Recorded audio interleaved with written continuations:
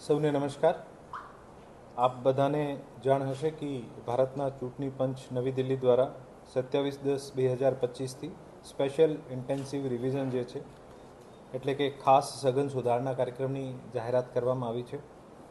તારીખ 4 November 2025થી 14 December 2025 દરમિયાન તમામ જેટલા પણ ઇનોમરેશન ફોર્મ હતા આનું સમયગાળો નક્કી કરવામાં આવ્યું છે. રાજકોટ જિલ્લાની કુલ 8 વિધાનસભા મત વિસ્તારમાં સમાવિષ્ટ કુલ 23,91,027 મતદારોની બીએલઓ દ્વારા ઘરે ઘરે જઈને ખરાઈ કરવામાં આવી છે અને આ મતદારો પૈકી 8,23,668 મતદારોએ પોતાને 2002ની યાદીમાં નામ હતું એવી રીતે સેલ્ફ મેપિંગ કરી છે. 10,06,117 મતદારે પોતાના રિલેટિવ સાથે પ્રોજેની મેપિંગ જેને કહેવાય છે આ કરવામાં આવ્યું છે. 2,25,512 મતદારોનું મેપિંગ થયું નથી, મતલબ કે આ 2002ની યાદી અથવા પોતે અથવા પોતાના ફેમિલી રિલેટિવ સાથે આનું પ્રોજેની સાથે મેપિંગ થયું નથી. 89,553 મતદારો જે છે અવસાન પામેલ છે, આનું નામ મતદાર યાદીમાંથી કમી કરવામાં આવ્યું છે. 58,942 મતદારો જે છે સ્થળ ઉપર મળી આવ્યા નથી, જેથી તેનું નામ પણ ડ્રાફ્ટ મતદાર યાદીમાંથી કમી કરવામાં આવ્યું છે અને 1,69,135 મતદારો કાયમી સ્થાનાંતરણ થયેલા છે, જેથી આનું નામ પણ ડ્રાફ્ટ યાદીમાંથી કમી કરેલું છે.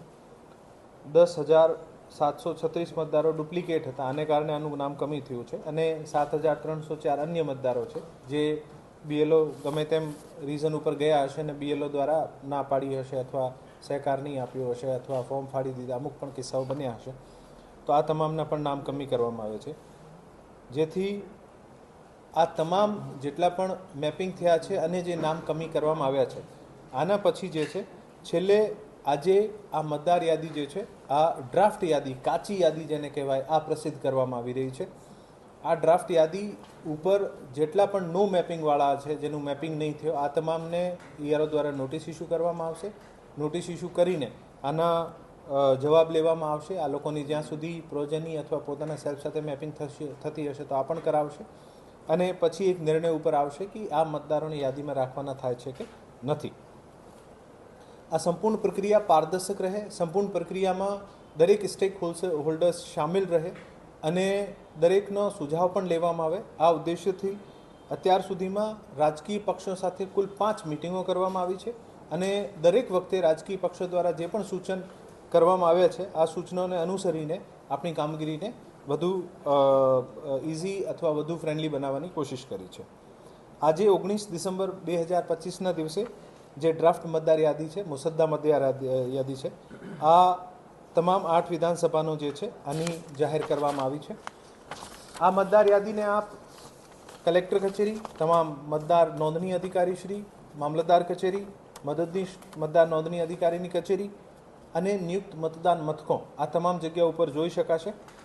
સાથે સાથે આ મતદાર યાદી જે છે આ સીઓ ગુજરાતની વેબસાઇટ પર ઉપલબ્ધ છે. રાજકીય પક્ષોને પણ, જે મેં અગાઉમાં પારદર્શિતાની વાત કરી એવી રીતે રાજકીય પક્ષોને પણ એક યાદી આપવામાં આવી છે જે ડ્રાફ્ટ યાદી છે. સાથે સાથે જે વ્યક્તિઓના, જે મતદારોના નામ કમી થયા છે, જે એબસેન્ટ હતા, શિફ્ટ હતા અથવા ડેથ થઈ ગઈ હતી, આ તમામની યાદી પણ દરેક રાજકીય પાર્ટીને આપવામાં આવી છે, જેથી આ લોકો આમાં આનું નામ ટ્રેસ કરી શકે અને જે લાગતું હોય કે ખરેખર આ શિફ્ટ પરમાનન્ટલી નહીં થયા અથવા આ પ્રક્રિયા દરમિયાન એબસેન્ટ હતા પરંતુ આ અહીંયાના જ વોટર છે, તો ફરીથી પોતાનો ફોર્મ રજૂ કરીને નવી જે ફાઇનલ મતદાર યાદી આપણી ફેબ્રુઆરીમાં પબ્લિશ થશે આમાં પોતાનું નામ ઉમેરી શકાશે. બીએલએ મિટિંગ દરેક કક્ષાએ થઈ છે અને જ્યારે આ ફાઇનલી એબસેન્ટ, શિફ્ટ અને ડેથ વોટર્સ જેનું નામ કમી થવાનું હતું ત્યારે પણ તમામ બીએલએસને, તમામ પોલિટિકલ પાર્ટીઝના જે બૂથ લેવલ એજન્ટ છે આને પણ આ યાદી આપવામાં આવી છે અને ખૂબ જ બહોળી પ્રસિદ્ધિ કરવામાં પણ આવી છે. હવે પછી આજે 19 ડિસેમ્બરથી લઈને 18 જનવરી 2026 સુધી કોઈ પણ નવા ફોર્મ હોય, હક દાવા અથવા વાંધા અરજી જે છે આ કરી શકાશે. તારીખ 19/12/2025થી લઈને 10 ફેબ્રુઆરી 2026 સુધી નોટિસનો તબક્કો રહેશે. નોટિસ ઇસ્યુ કરવી, ચકાસણી કરવી, સુનાવણી કરવાની આ તમામ પ્રક્રિયા આ દરમિયાન હાથ ધરાશે. જે પણ 1/1/2026 જે લાયકાત તારીખ છે આ 1 જનવરી 2026 છે. 1 જનવરી 2026 જેના પણ 18 વર્ષ પૂરા થતા હશે આ નવા મતદારો જે છે આ પોતાનો ફોર્મ નંબર 6 ભરીને નવીન જે ફાઇનલી 17 ફેબ્રુઆરીએ જે આપણી મતદાર યાદી પ્રસિદ્ધ થશે આમાં પોતાનું નામ એડ કરાવી શકશે. ફોર્મ નંબર 7 જે છે આ રદ કરવા માટે છે. ફોર્મ નંબર 6 જે છે આ નવા નામ નોંધવા માટે છે. અને ફોર્મ નંબર 8 જે છે કોઈ પણ ચેન્જીસ કરવાના હોય આપણે, સુધારા વધારા, સરનામું બદલવા માટે, આને માટે ફોર્મ નંબર 8 છે. આ તમામ પ્રક્રિયા કરીને 10 ફરવરી 2026 સુધી તમામ વાંધા સાંભળીને આનું નિરાકરણ કરીને તારીખ 17 ફેબ્રુઆરી 2026ના દિવસે આપણે ફાઇનલ મતદાર યાદી જે છે આને પ્રસિદ્ધ કરીશું.